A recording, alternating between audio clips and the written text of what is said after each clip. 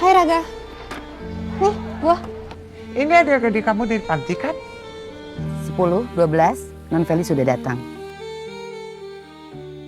Huu mzigo unaanza kwenye kituo cha kulelea watoto yatima ambapo tunamfahamu binti mmoja anaitwa Feli. Huyo ni msichana mwenye moyo wa upendo sana na ni mpole, pia ni mchapakazi. Ni binti ambaye amejaliwa kuwa na akili nyingi sana, jambo ambalo lilimfanya kila mtu aliyekuwa karibu naye ampende sana. Pia ndiye alikuwa binti mkubwa kuliko wote wanaolelewa katika kituo hiki. Kwa hiyo binti alikuwa anafanya kazi zake nyingi sana kwa moyo wake mmoja ili kuwalea wengine wote ambao wako chini yake kama wadogo zake. Siku hii binti ilikuwa ni siku yake ya kuzaliwa, hivyo alikuwa anapokea salamu nyingi sana kutoka kwa marafiki zake mitandaoni. Kabla hajaondoka, akaenda kuonana na msimamizi na mmiliki wa kituo hiki anaitwa Miss Ida. Akaamua kuondoka ili awahi kazini kwake kwa sababu siku hiyo alikuwa amechelewa sana, na kweli alipofika akawa amepokelewa na makelele ya bosi wake ambaye alikuwa akimlalamikia kwa nini binti kachelewa, na pia binti alikuwa apokee simu kabisa siku hiyo. Siku hiyo hapa kazini kwake binti kulikuwa kuna mgeni mmoja, mgeni mzito, na alikuwa akimsubiria binti Feli peke yake. Huyu mshikaji anaitwa Mr. John. Mara nyingi huyu mzee licha ya kupenda sana huduma kutoka kwa huyu binti, pia alikuwa anapenda sana kumuuliza vitu vyake binafsi, na siku hiyo akawa amemuuliza vipi kuhusiana na muonekano wangu, kwa sababu siku hiyo huyu mzee alikuwa anakwenda kuonana na mteja wake ambaye analika sawa na huyu binti. Binti baada ya kumshauri akawa amemuuliza kwamba kwa nini mara nyingi huwa unapenda kuniuliza mimi kuhusiana na muonekano wako.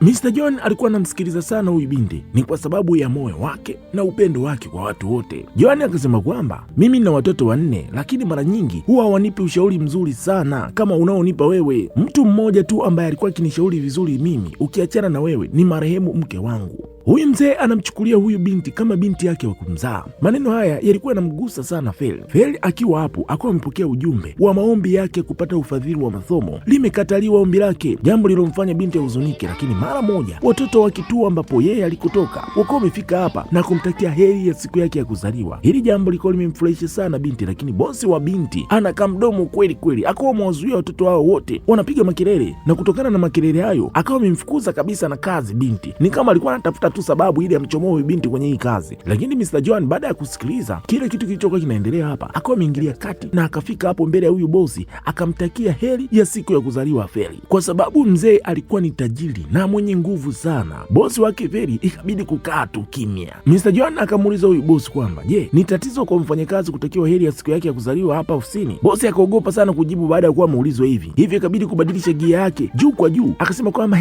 ilikuwa ni surprise tu, nikutakia siku ya kuzaliwa Feli, hata swala la kufukuza kazi ilikuwa ni utani tu. Mr. John kwa siku hiyo akawa amemrudisha Feli pamoja na wadogo zake wote kwenye kituo ambacho binti anatoka. Feli akawa amemtambulisha Mr. John kwa Bi Ida. Basi mzee akaaga na kuondoka, lakini amekwisha kutambua kwamba binti huyu ni mtoto yatima. Baadaye Feli akawa anakagua zawadi ambazo amepewa katika siku yake ya kuzaliwa, na mojawapo ilikuwa ni zawadi kutoka kwa Miss Ida. Akamshukuru sana, akasema kwamba bado anajisikia kama mzigo kwake kwa sababu yeye pekee amekaa hapo kwa muda mrefu sana akisubiri kuwapata wazazi wake, lakini hajawahi kuwapata mpaka leo. Miss Ida akamwambia kwamba sio kweli, wewe sio mzigo kwetu, bado sisi tunakuthamini sana na wadogo zako wote hapa wanakupenda mno. Feli akasema kwamba amewangoja sana wazazi wake kwa muda mrefu bila mafanikio, hivyo yuko tayari kwa sasa kama ataasiriwa kwenda kwa mtu yoyote ili atoke tu kwenye hichi kituo, yuko tayari kwa sasa. Baada ya kusikia hili, Ida akawa amefurahi sana. Walipokuwa anazungumza tena na Feli, Feli akawa amepata ujumbe mwingine, akawa amefurahi sana kwa sababu ombi lake la kujiunga na shule bora, shule ya kifahari zaidi nchini Indonesia limekubaliwa. Moja kati ya kitu kilichomfurahisha sana huyu binti ni kwamba alikuwa na matumaini atakwenda kuonana na rafiki yake wa zamani. Rafiki yake wa zamani huyo alipata fursa ya kusoma katika shule hiyo hiyo, hivyo binti anaamini kwamba anaenda kukutana na rafiki yake ambaye wamepotezana kwa muda mrefu. Siku ya kwanza kwenda shuleni, binti yuko kwa miguu, wanafunzi wengine wote wanaingia hapa na ndinga za kifahari tu. Akiwa njiani, kuna gari moja kidogo tu limgonge, na pia ni gari la wanafunzi. Hili gari lilikuwa linaendeshwa na jamaa mmoja anaitwa Raga, na ndani hapa kuna ndugu 4, watoto wa kiume wote. Kwanza tu taizi linaanza kwamba Raga ni mkorofi kweli. Kwanza kapaki gari sehemu ambapo haruhusiwi kuegesha magari, na hawa vijana wote ni maarufu hapa shule nzima kwa sababu ya uzuri wao. Raga ndio kaka mkubwa. Sasa hapa kulikuwa kuna mwanafunzi ambaye alikuwa anasimamia hii swala anaitwa Hema, akawa amemzuia Raga, anamwambia kwamba utakiwe kupaki hapa, lakini Raga akajibu kwa kiburi, lakini kijana akawa amepinga sana, akamwambia kwamba Raga atafute sehemu nyingine ya kwenda kuegesha gari lake. Feli yuko kando tu anaangalia, na hivi huyu jamaa amemkosakosa kumgonga na gari. Baada ya kushuhudia kwamba Raga ni mkorofi, hata anatishia kumgonga Hema gari, Feli ikabidi kuingilia kati hilo swala. Sasa watu wanashangaa, huyu binti ni binti wa wapi tena? Katoka wapi? Yaani ujasiri kautoa wapi? Raga akashangaa sana ujasiri wa huyu binti, huwa ajibiwi na mtu kirahisi rahisi. Lakini Feri akamjibu kwa kujiamini kwamba yeye ndo shujaa dhidi ya watu wote ambao hawana adabu. Akachukua funguo za Raga kisha akazitupa mbali. Hili jambo lilimfanya mshikaji kujawa na hasira sana, lakini Jordan ambaye ni mdogo wake na huyu Raga akawa amemzuia. Huyu mshikaji kidogo anaonekana kama mstaarabu, si ndio? Raga akiwa hapo akaona mkufu wa binti ambao ulikatika na kuanguka chini hapa, akawa ameuchukua. Feri baada ya kuingia darasani kwa mara ya kwanza anakutana na watu ambao tayari wamekwisha kukiwasha hapo nje. Raga pamoja na ndugu zake wote wako kwenye hili darasa. Baada ya kujitambulisha, binti akamwona rafiki yake, na rafiki yake yuko hapa lakini nikana kwamba anamkwepa kwepa tu. Feri alipojaribu kwenda kukaa karibu naye, rafiki yake huyu akawa amekataa kabisa Feri asikae hapo. Hili jambo lilikuwa limemfanya Feri ashangae. Hata hivyo, binti akawa amepata marafiki wapya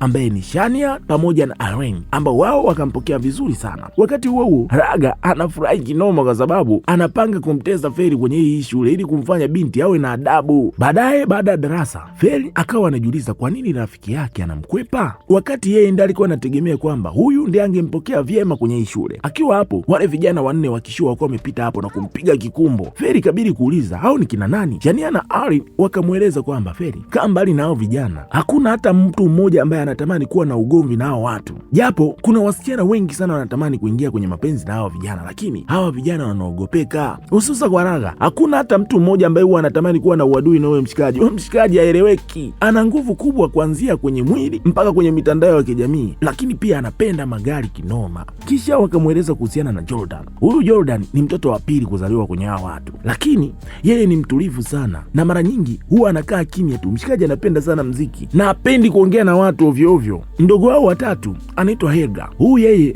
ni mtu wa hasira za karibu, yaani huyu ukimgusa tu kwa bahati mbaya na kupiga kwa makusudi. Huyu mshikaji wasichana wengi sana wanampenda, lakini yeye muda mwingi sana anapenda sana kucheza magemu, yaani huyu ni gamer. Kijana wa mwisho anaitwa Navio. Huyu yeye yuko tofauti sana na wengine, yeye ni mchangamfu na uwajali sana mashabiki zake wa kike kuliko kaka zake wengine wote. Baada ya kusikia yote haya, Feri akasema kwamba kilichomleta hapa ni masomo, hivyo atazingatia kusoma tu. Lakini sasa kwenye kujitazama akawa amegundua kwamba mkufu wake shingoni haupo. Akaenda mpaka kutafuta sehemu ambapo alikuwa anagombana na Raga, mkufu haupo, na ndio kumbukumbu ya mwisho ambayo ni kumbukumbu ya wazazi wake ni huo mkufu. Hivyo ni kitu cha muhimu sana kwake. Sasa wakati wa chakula, Feri akamwona rafiki yake utotoni ambaye akaenda kukaa kwa Raga, na Raga kwa makusudi akamwagiza mdogo wake Helga aende kumsumbua Feri, lakini Feri hakuwa interested sana, akataka kuondoka hapo. Lakini akawa amechukua kile kibanio cha nywele cha Feri na akawa amewapatia ndugu zake, hivyo akaanza kufanya kama mchezo. Binti anashindwa kuupata. Mwisho wa siku hicho kibanio akawa amempatia rafiki yake Feri wa muda mrefu. Feri akawa amepata nafuu, akaona kama rafiki yake huyu ndiye atakayempatia hicho kibanio, lakini ndo wapi, akawa amekirusha pembeni na kikawa kimevunjika kabisa. Na baada hapo huyu rafiki yake akawa ameondoka hapo. Muda huu haya mambo yote yanaendelea, Jordan anatazama tu. Huyu rafiki yake binti anaitwa Chloe. Feri ikabidi kumfuata, alikuwa na hamu sana na rafiki yake, akawa amemkumbatia, lakini binti anamkataa, hana hata hamu ya kukutana na huyu rafiki yake. Chloe akamwambia kwamba mimi sio Chloe ambaye unamfahamu kwa miaka mingi iliyopita. Hapa shuleni kila mtu ashike 50 zake. Mimi sitaki kabisa kuwa na urafiki na wewe kwa sababu ni mtu ambaye umetoka katika kituo cha kulelea watoto, na kama watu watagundua kwamba hata mimi nimetoka kwenye hicho kituo watanidharau. Akamwonya Fei asijaribu tena kuzungumza naye, kisha akawa ameondoka hapo. Binti akabaki anashangaa tu. Baadaye Fei aliporudi katika kituo akawa anamsaidia Miss Ida kupika kwa sababu siku hiyo kulikuwa kuna ugeni sana. Akamwambia yote ambayo amekutana nayo baada ya kuonana na rafiki yake Chloe, ambaye kwa sasa anampuuza kwa kiasi kikubwa sana, sio kama Chloe wa zamani. Baada ya muda ugeni uko umefika hapa. Sasa hili jambo lilikuwa limemshangaza Fei kwa sababu ugeni uliofika hapa ni Mr. John kafika hapo. Kwa nini Mr. John kafika hapo? Mr. John kafika hapa anasema kwamba yuko hapa kwa ajili ya kuja kumchukua binti, yani ili amfanye kuwa binti yake. Hili jambo binti lilikuwa limemshangaza. Sasa Mr. John akiwa hapo akawa amewaita watoto wake, amekuja nao hapa. Binti anakuja kushangaa, watoto wa huyu mzee ndio watoto wale ambao anasumbuana nao shuleni. Raga pamoja na ndugu zake wote wako hapa. Sasa sio kwamba binti tu ndo anashangaa, hata vijeba vyenyewe vinashangaa. Kwa nini mzee atake kumchukua huyu binti? Yaani kwa nini asogeze hili tatizo nyumbani? Raga akawa amekataa kabisa hata kushiriki msosi. Hakukubali kabisa Feri kuwa sehemu ya familia yao. Helga pamoja na Navio wakawa wamemuuliza baba yao kwa nini anataka binti kwenye familia yao, mbona wao wanajitosheleza? Akawaambia kwamba hili lilikuwa ni takwa la mwisho la mama yenu kabla hajafariki dunia, alitamani awe na binti. Helga akasema kwamba anaelewa, lakini kwa nini amchague Feri? Mzee ikabidi kumkemea Feri. Baada ya kusikia hivyo akawa amejisikia vibaya, hivyo akawa ametoka nje, huko akaenda kukutana na Raga ambaye alikuwa anachezea mkufu wake. Binti akawa anahitaji mkufu arudishiwe. Raga akamwambia kwamba nitakurudishia mkufu, lakini nenda ndani kamwambia baba yetu kwamba hautaki kabisa kuishi pamoja na sisi. Upande wa ndani bado marumbano yanaendelea. Jordan pekee ndiyo yuko kimya. Feri baada ya kuingia hapo akamwambia huyu mzee kwamba kwa ajili ya amani ya kila mmoja, mimi sitaki kuishi pamoja na hii familia. Kisha akawa ameondoka. Mr. Joan ikabidi kumfuata Feri kwenda kuzungumza naye. Akamweleza kwamba anataka kweli kumlea kwa moyo wake mmoja. Ametokea kumpenda sana huyu binti kuanzia mwanzoni tu alipomuona, na akamsihi sana. Hii ilikuwa ni ndoto ya marehemu mke wake, anahitaji kuitimiza ndoto hiyo. Feri akasema kwamba kwa nini mimi? Mbona kuna watoto wengine wengi tu ambao ungeweza kuwachukua na kuwaweka kwenye familia yako? Kwanza mimi na umri wa miaka 16, hauoni hii itakuletea shida? Huyu mzee ni mwanasheria maarufu sana. Mzee akasema kwamba kila kitu kinawezekana. Mr. Joan akasema kwamba ninaomba uishi pamoja na sisi kwa miezi 3 tu, ili uangalie mwenendo wa sisi kama familia yako mpya. Kama utaridhia kuwa na sisi, mimi nitaendelea kubaki na wewe kwenye familia yetu, lakini kama utaona hautaweza kuishi pamoja na sisi, basi utarudi kwenye kituo hiki na kuomba ukubali katika hili, kuwa huru kabisa. Huyo mzee akamwambia kwamba atamhudumia na atahakikisha kila kitu katika ndoto ambayo binti alikuwa anaiwaza kwenye maisha yake atamtimizia. Feri akawa amekubali tu kwa kukaa kimya. Baadaye binti kweli akawa mwaga wadogo zake ili kwenda kuanza maisha mapya, akawaacha watoto hao katika huzuni kubwa sana. Miss Ida akamwambia kwamba anamtakia furaha njema huko anakokwenda, lakini kama furaha itashindikana kuipata, anaruhusiwa kurudi hapa ni nyumbani kwake, asione haya kurudi nyumbani. Basi binti akawa maaga kisha akaondoka. Feri akafika kwenye jumba la kifahari la mzee Joan. Maisha haya alikuwa anayoona kwenye ndoto tu na movie. Binti alikuwa anashangaa kweli kweli, kama Masanja kwenye movie ya Dar to Lagos. Binti akawa amekaribishwa na wafanyakazi hapa, na mfanyakazi mmoja ambaye alikuwa anamuongoza binti anaitwa Roti. Akamwonyesha nyumba Fei. Ndani akawa amekutana tena na wale vijeba. Jordan pekee ndiye aliyemkaribisha huyu binti kwa upole, wengine wote wamekaza, ni manunda kweli kweli. Helga pamoja na Naviro wanapanga jinsi ya kumfanya huyu binti aondoke mwenyewe kwenye nyumba bila kufukuzwa. Kaka hao mkubwa Raga akasema kwamba yeye tayari ana mpango, hivyo wataanza nao hilo. Loti akamweleza Feri kuhusu mfumo wa kisasa wa nyumba hii, ikiwa ni pamoja na kufungua mlango kwa kutumia password na kutumia kifaa cha sauti mini monitor kuendesha kila kitu kwenye nyumba. Feri akawa anashangaa sana. Jordan akamwambia kwamba inabidi uzoee, haya ndio maisha yako mapya kwa sasa. Wakamwonyesha jinsi ya kutumia mfumo huo. Feri akajaribu kufungua mapazia kwa sauti na yakafanya kazi, jambo lilomfurahisha sana. Jordan akamwambia kwamba sio lazima usogelee namna hiyo, unaweza tu ukatoa amri ukiwa katikati ya chumba na kila kitu kikaenda sawa. Basi wote walivyoondoka wakamwacha Feri yuko peke yake. Basi binti akaanza kujisafisha. Ile mini monitor ikamwambia kwamba Raga anakusubiri nje. Feri akawa ameshuka kwenda kukutana na Raga, akaenda kumuuliza kuna shida gani? Sasa huyu mshikaji ana mpango wake tu. Feri mwenyewe jamani ni mchangamfu huyu binti. Mshikaji akamwambia kwamba hautakiwi kuuliza maswali mengi sana, mzee kasema kwamba twende tukaemee tuondoke. Akawa amemchukua binti akamwingiza kwenye gari wakampeleka mjini. Baada ya kufika huko, mshikaji akamwambia kwamba imshuka kwenye gari, ngoja nitafute parking niegeshe gari nirudi twende. Binti akashuka akawa anamsubiri Raga. Kumbe Raga akarudi nyumbani moja kwa moja. Alipofika nyumbani akaamrisha mziki, akaanza kula burudani, akamwacha binti huko huko kasimama anamsubiri Raga. Lakini kwa bahati mbaya hali ya hewa ilikuwa imebadilika, mvua ikaanza kunyesha. Sasa hata Raga alivyoona hali ya hewa imebadilika tena, akaanza kuwa na wasiwasi sana kuhusiana na Feri. Feri upande wa pili kweli kapigwa na mvua, kachapika vibaya kweli, anamsubiri tu Raga. Mshikaji kabidi kurudi kwenda kumchukua Raga. Baada ya kufika hapo, Feri anamuuliza ulikuwa wapi? Mshikaji anasema kwamba usiniulize maswali, si nimerudi kuja kukuchukua, nilikuwa nimeenda kupaki gari na nimekosa sehemu ya kupaki. Akamchukua binti akamrudisha nyumbani. Siku iliyofuata wote wakajiandaa kwenda shuleni. Feri akamsalimia Mr. Joan kwa heshima sana. Hili jambo vijeba huwa hawafanyi. Wakaona kama huyu binti vipi tena, mbona kama anatuchomesha. Baba hajawahi kupata upendo wa namna hii kwa watoto wake. Watoto wapo tu hapo wamesimama, wenyewe wameshaga zoea, ni vipanga tu, yaani akitoka chumbani ni shui shule. Jordan yeye siku hiyo akaamua achukue gari lake binafsi kwa sababu Feri ataungana na Raga na wengine ili waende shuleni kwa pamoja. Raga bana, wakiwa njiani akasimamisha gari akamwambia binti ashuke kwenye gari. Binti akasema kwamba mbona shuleni bado mbali? Raga akasema kwamba mimi sitaki kuulizwa maswali mengi, shuka kwenye gari, tembea kwa miguu. Binti akashuka bana, akaanza kwa mguu mdogo mdogo, na shule ni mbali kweli na muda umeenda. Binti akawa amefika kwa kuchelewa, geti limefungwa, mlinzi hakumruhusu aingie. Lakini baada ya mlinzi kumtegea mgongo, binti akaona akaruka geti akaingia shuleni. Siku hiyo shuleni, binti Feri akiwa na rafiki yake Shani akamwambia kwamba twende tukaangalia mbio za magari shuleni huko. Feri alikuwa amekubali, akambatana na pamoja na rafiki yake. Sasa siku hiyo kumbe ni Raga alikuwa anaonyesha onesho lake. Anaonyesha utaalamu wa kuendesha gari na kupiga madrift kama kawaida. Raga ni jeuri, aliposhuka akasema kwamba leo natamani mtu mmoja aungane pamoja nami. Ilikuwa ni njama ya Raga akaenda kumchukua Feri ili amnyooshe kwenye gari siku hiyo. Akamuonya kabisa, akamwambia kwamba sikiliza, usitapike kwenye gari langu. Jamaa alizungusha gari. Binti kajikaza.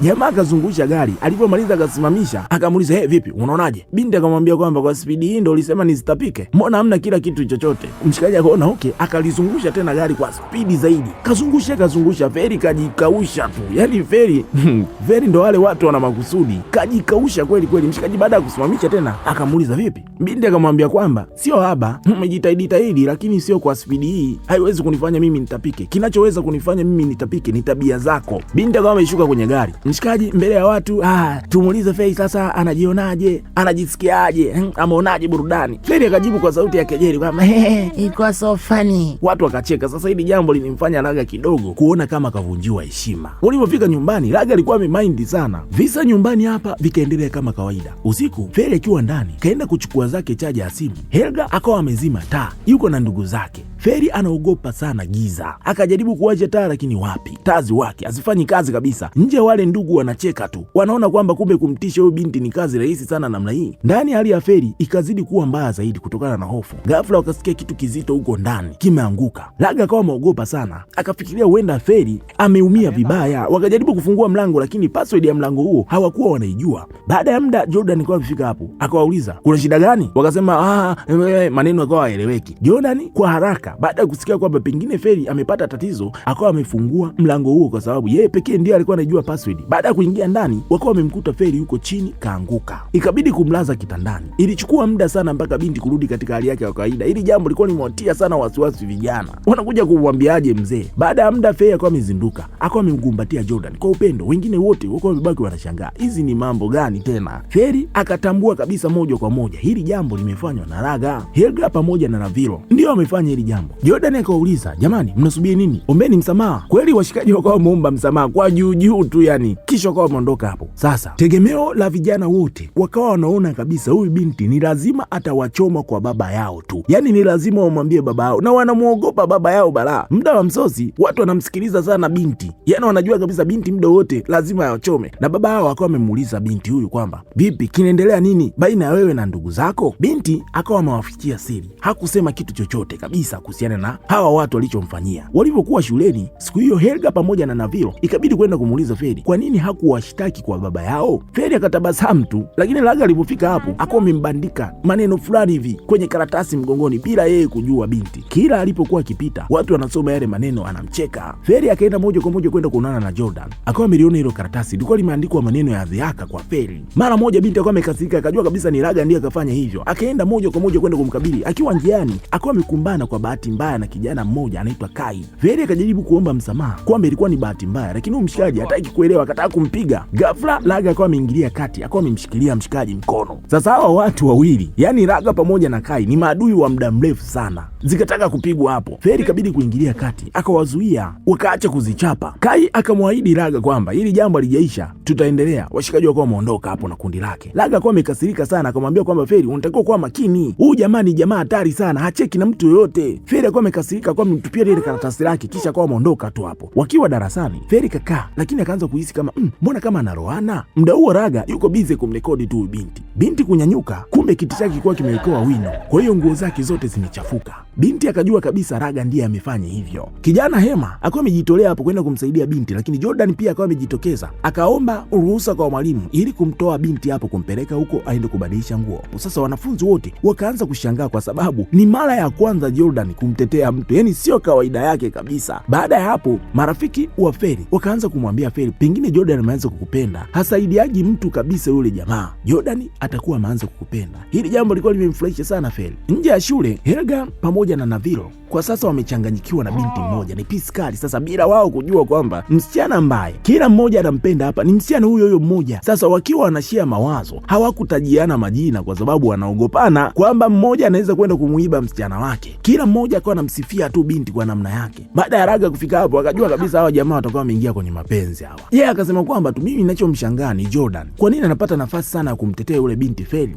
Yaani anaharibu mipango yetu, wakati sisi tunahitaji kumfukuza Feli nyumbani pale kabla baba hajamfanya kuwa rasmi kwenye familia yetu. Jordan anaonekana kumkingia kifua. Basi vijana hawa bana, kulingana na tabia zao zilivyokuwa mbovu, wakaamua kwenda moja kwa moja kazini kwa Feli kwenda kumharibia. Raga akaenda kumgonga kwa makusudi na kuangusha tray lake. Feli akawa amekasirika sana, akaanza kumuuliza kwani nuko hapa? Muda huo huo Helga akaenda na kuweka wallet ya Raga chini ya tray. Bosi wa Feli baada ya kufika hapo, anaenda kuuliza nini kilichotokea. Raga akamwambia kwamba Feli aombe msamaha kwa kila alichomfanyia kwa sababu kamchafua. Feli akalazimika kuomba msamaha. Kisha Raga akaanza drama nyingine, akaanza kusema kwamba kapoteza pochi yake na akaanza kumtuhumu Feli kwa kuiba pochi hiyo. Wakawa wameipata hiyo pochi, yani wallet ya jamaa iko chini ya tray. Raga akamtuhumu Feli kwamba anaonekana ni mwizi na alikuwa anataka kuiba wallet hiyo. Imefikaje kwenye tray? Akamtaka bosi wake Feli amfukuze kazi, hawezi kuwa maajiri wezi. Sasa huyo bosi naye alikuwa na kilanga, moja kwa moja akaamua kumfukuza kazi ili asiharibu sifa ya ofisi yake. Binti akaenda kukusanya virago vyake na sio vingine, ni nguo zake za shule, akaamua kutoka hapo. Sasa wakati wanatoka, akawaona Raga pamoja na ndugu zake wako hapo wanamrushia maneno ya dhiaka ili kumuonesha kwamba hivi ndivyo tunatakiwa kukufunza tabia. Feli akahuzunika sana, akamwambia kwamba hii kazi ilikuwa na umuhimu sana kwenye maisha yangu, ni vile nyinyi hamuoni huo umuhimu kwa sababu nyinyi ni watoto ambao mmekuwa katika familia ya kitajiri, kila kitu mmekikuta kwa baba yenu, hamjui ugumu wa kutafuta pesa kwa njia zenu nyinyi wenyewe, na ndiyo maana mnaona haya maisha ni kama mchezo tu, hamjui ugumu wa kupambana. Kisha binti akawa ameondoka hapo. Vidume baada ya kusikia hivi ni kama vimepigwa shoti kwenye magoti, vilikaa kimya kweli kweli. Binti akaamua kurudi nyumbani kwa miguu. Sasa akiwa njiani, Jordan akawa amefika hapo, akamwambia kwamba ingia kwenye gari. Binti akawa amekataa. Mshikaji akashuka akamuingiza kwenye gari kwa nguvu, akamwambia kwamba Navilo ameniambia kila kitu kilichotokea mpaka wewe kufukuzwa kazi. Akamuomba msamaha kwa niaba ya ndugu zake wote, kisha akampeleka shopping kwa siku hiyo, akamwambia kwamba achague kitu chochote yeye atagharamikia. Feri akawa amekataa kwa sababu nguo hizo zilikuwa ni ghali sana, lakini Jordan akaona isiwe kesi, akaanza kumchagulia yeye mwenyewe. Feri akaanza kujihisi tofauti sana, anaona jinsi ambavyo Jordan anamthamini kuliko mtu yoyote kwenye wale watu wanne, jambo lilomfanya binti awe na furaha sana. Walivyorudi nyumbani, wauni wanashangaa, mbona kama Jordan anachana mkika yao? Wakamfuata Jordan ndani, wakaenda kumkabili, kwa nini unaharibu mipango yetu? Jordan akamwambia kwamba Raga, najua wewe ndio kaka mkubwa, lakini sipaswi kufuata kila kitu unachokifanya wewe, hata kama ni kibaya. Ninayo haki pia ya kuamua kipi cha kufanya, kipi cha kuto kufanya. Hili jambo lilikuwa limezua ugomvi mkubwa sana. Sasa muda wao wanagombana, Feri alikuwa anasikia kila kitu. Akamsikia Raga anasema kwamba Feri sio mtu mzuri, anajifanya kama ni mwema, lakini hana nia ya dhati, anajifanya tu ili kumdanganya baba yetu apate pesa, na inavyoonekana yawezekana lengo lake kubwa ni kurithi ulisi wetu wote. Hili likamfanya Feri kuwa amekasirika sana, akaenda moja kwa moja akampiga kofi Raga. Feri akasema kwamba sikujua kama wewe unanifikiria vibaya namna hii, kama kweli wewe unanichukia kiasi hiki, mimi kweli nitaondoka kwenye nyumba yenu. Kisha binti akawa ameondoka hapo kwa hasira. Kesho yake mzee Jordan akawa amewachukua familia nzima wakaenda katika kaburi la mke wake. Baada ya kufika huko, wamemaliza kuomba, Raga akamfuata Feri kwenda kumkabili kwamba kwa nini unajiingiza kwenye mambo ambayo sio ya kwako? Haukupaswa kabisa kuja huku kwa sababu wewe sio mwanafamilia. Kwa nini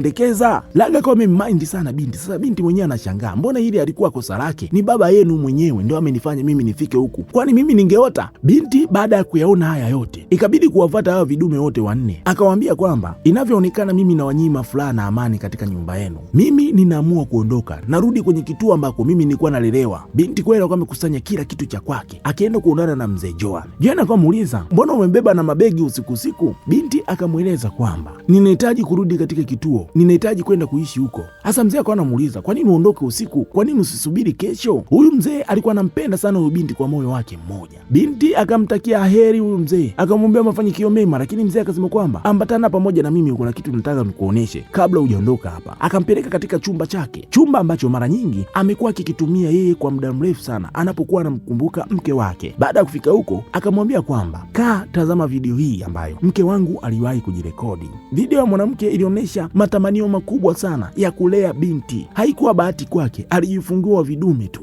Alikuwa anatamani sana kupata mtoto wa kike, hata kama ni wa kumlea, lakini awepo kwenye familia yake. Mzee baada ya kumuonyesha na kumsikiliza kumalizisha haya maneno akamwambia binti kwamba ndoto ya wewe kuwa mwanafamilia yetu ni ndoto ambayo imetoka kwa mke wangu marehemu. Najua ugumu ambao wewe unaupitia, pengine kuwa karibu na watoto wangu, lakini ninaamini unao uwezo wa kuwafanya wawe chini yako. Mzee huyu amempambania sana huyu binti bila binti yeye kujua kwamba huyu mzee ndiye aliyeshiriki pia kufanyikisha swala lake la ufadhili wa shule ambayo yeye binti anasoma kwa sasa. Akamsii binti basi asalie kwenye hii nyumba hata basi kwa hiyo miezi mitatu ambayo alimuomba hapo awali, wakawa wamekubaliana. Binti baada ya kusikia haya maneno ikabidi kubaki kimya tu, ikabidi kuendelea kusalia kwenye hii nyumba. Upande wa Helga pamoja na Navio, wao wakaenda moja kwa moja mahali kila mmoja amuite msichana ambaye anamuelewa. Kuna msichana mmoja anaitwa Monica akawa amefika hapa. Sasa wote wanashangaa, kila mmoja anajikuta anamhudumia huyu binti, anataka kumhudumia huyu binti, kila mmoja anavutana. Monica akawa amemwambia kwamba wote nyinyi mmeniita, haya niambieni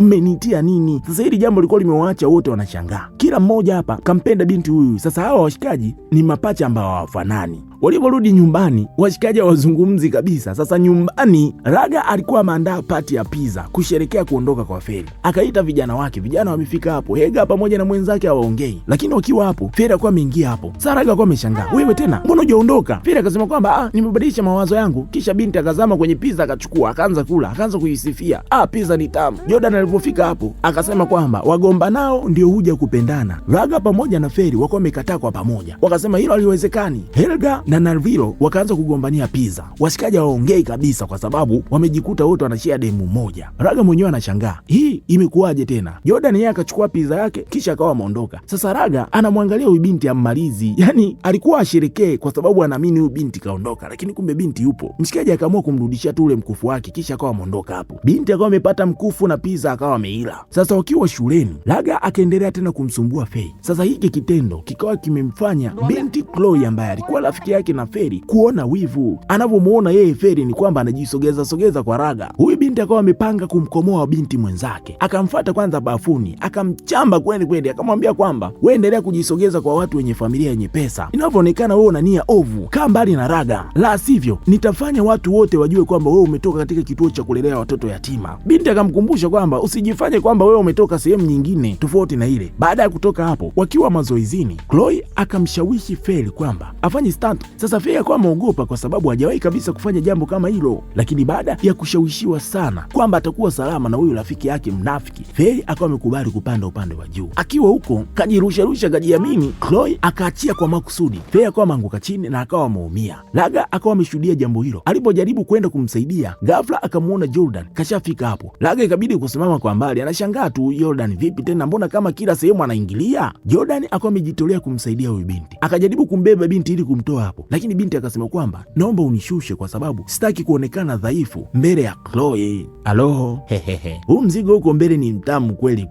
Hii nayo imekaa ovyo eti. Alo, huu mzigo huko mbele ni hatari. Tukutane katika sehemu nyingine, tuendelee na simulizi hii. Hii simulizi ni nzuri kweli, kuna vitu vingi vya kujifunza. Subscribe, like, share, comment. Karibu. Ulikuwa na mimi msimuliaji wako OKRAN Okra.